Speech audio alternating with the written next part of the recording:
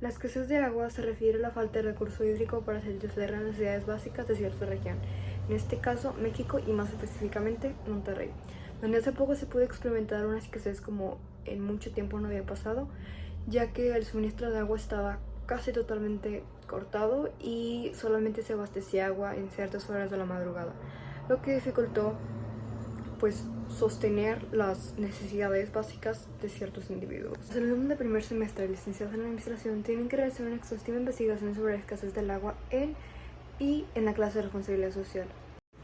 A mí aún no me queda claro el tema.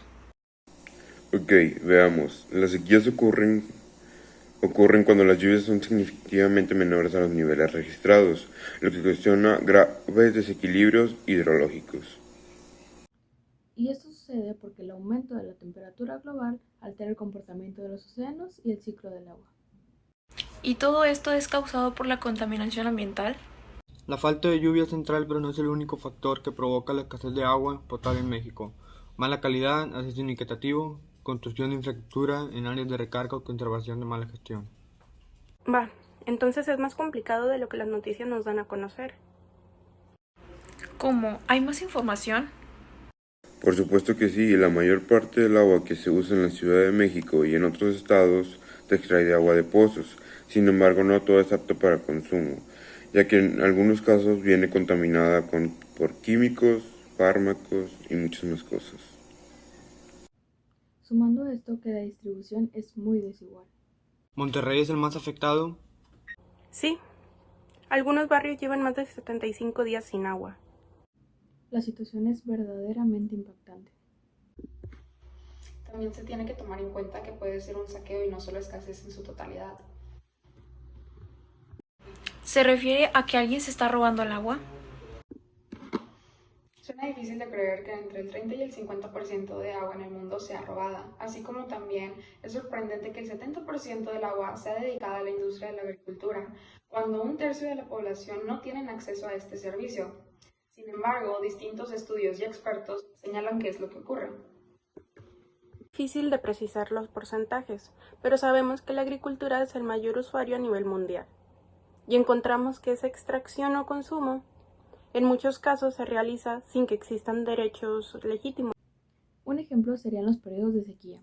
Estos también pueden alterar las percepciones de las normas, la legitimidad y la equidad de las personas o entidades. A esto también hay que agregarle que la crisis del agua y los conflictos sociales y políticos que impactan es detonada por el presente sistema de concesiones que propicia la privatización y concentración de líquido en pocas manos. ¿Y qué se puede hacer para que esto no siga sucediendo?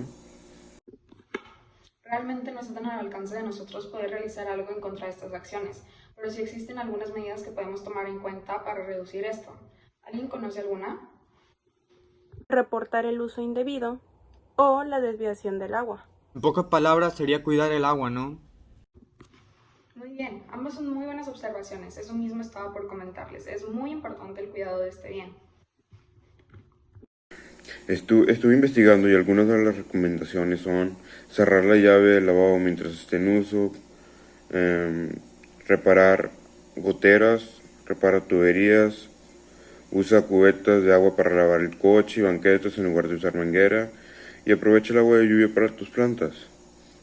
Todas esas recomendaciones son muy importantes, pero otra que impactaría mucho sería el crear conciencia en las personas. Una vez logrado eso, el mundo se ahorraría todo ese desperdicio de agua y con eso aplazar la reducción de la misma.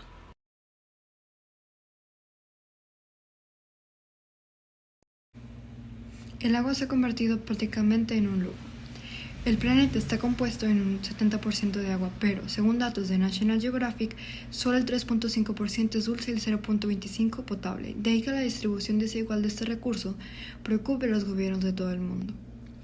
Las cifras señalan que aproximadamente 2.200 millones de personas en el mundo no tienen acceso a servicios seguros de agua potable, 4.200 millones no disponen de servicios de saneamiento y 300 millones no tienen lo básico para lavarse las manos.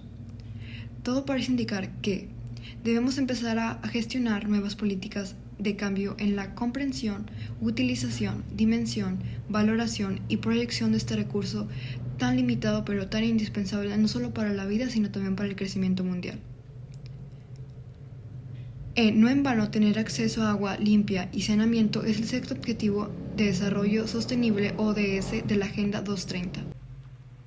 Pero las previsiones de aquí a 2050 no son nada halagüeñas, ya que, según el informe 2018 de la Organización de las Naciones Unidas para la Educación, la Ciencia y la Cultura, UNESCO, unos 500 millones de personas se verán afectadas por la escasez de agua. Las diferentes causas de esto, como ya lo vimos, se refiere principalmente al cambio climático. Este va a influir negativamente en la cantidad y calidad de agua disponible a nivel mundial, para satisfacer toda una serie de necesidades humanas básicas, lo cual irá en menoscaba del derecho fundamental de miles de millones de personas a tener acceso al agua potable y el saneamiento. Para sorpresa de muchos, lo que comemos también influye. Según el Banco Mundial, más de 330 millones de hectáreas tienen instalación de riego. La agricultura de regadío supone el 20% total de la superficie cultivada, pero aporta el 40% de la producción total de alimentos en todo el mundo. Por otra parte, la agricultura y la ganadería son las dos actividades primarias que contaminan más el agua, convertidos en pesticidas, fosfatos y nitratos. Sin embargo, no solo la contaminación y todo lo que conlleva es el principal factor de la falta de agua potable, sino que también muchas veces la explicación tiene que ver con que el acaparamiento y consternación del agua en manos de pocos concesionarios privados, lo que afecta a la mayoría de la sociedad. Alrededor de 6.427 usuarios cuentan con concesionarios para extraer cerca de 1 millón de metros cúbicos de agua. Entre los usuarios con concesionarios están cerveceras, mineras, embotelladoras, agroindustrias, incluso Petróleos Mexicanos y la Comisión Federal de Electricidad. Considerando todas estas industrias y sus acciones, los millonarios del agua terminan por secar, contaminar y explotar ríos y manantiales en Veracruz, Querétaro, Michoacán, Yucatán y muchos más.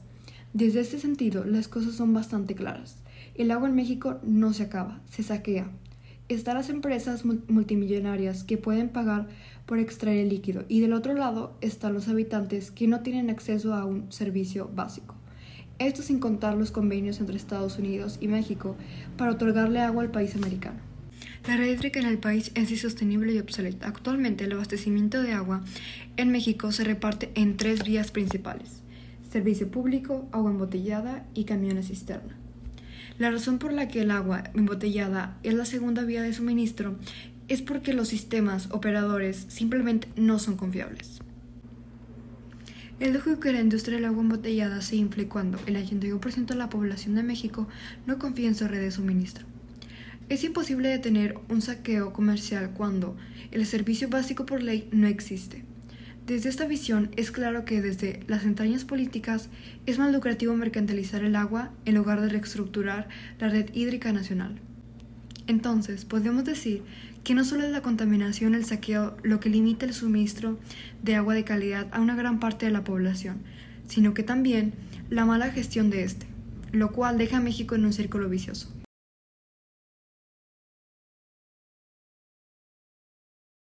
En conclusión, para una administración responsable de los recursos hidráulicos, hace falta información fiable sobre la porción y la calidad de agua disponible y respecto a cómo esta disponibilidad cambia en el área y el espacio de otros.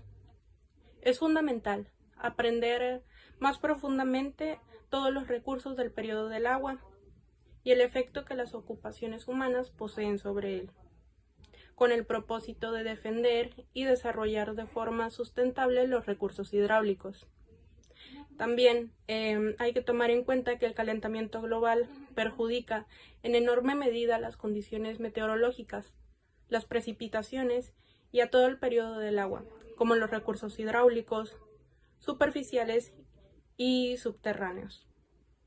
También el creciente problema de disponibilidad de agua superficial, así como el incremento de los niveles de contaminación de agua y las desviaciones de agua, amenazan con entorpecer o inclusive interrumpir el desarrollo social y económico en muchas regiones, además de la salud de los ecosistemas.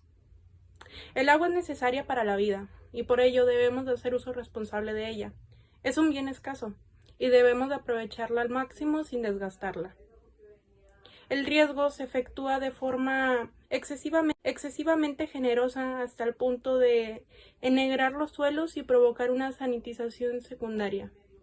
El agua se conoce como un recurso económico, del mismo valor que los minerales, y debe de ser racionalmente distribuida.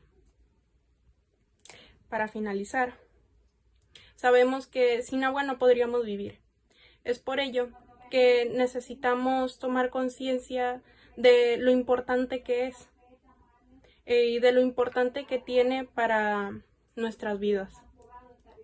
También nos dice que debemos de orientarnos y tomar conciencia para cuidar este recurso, ya que es indispensable para la humanidad.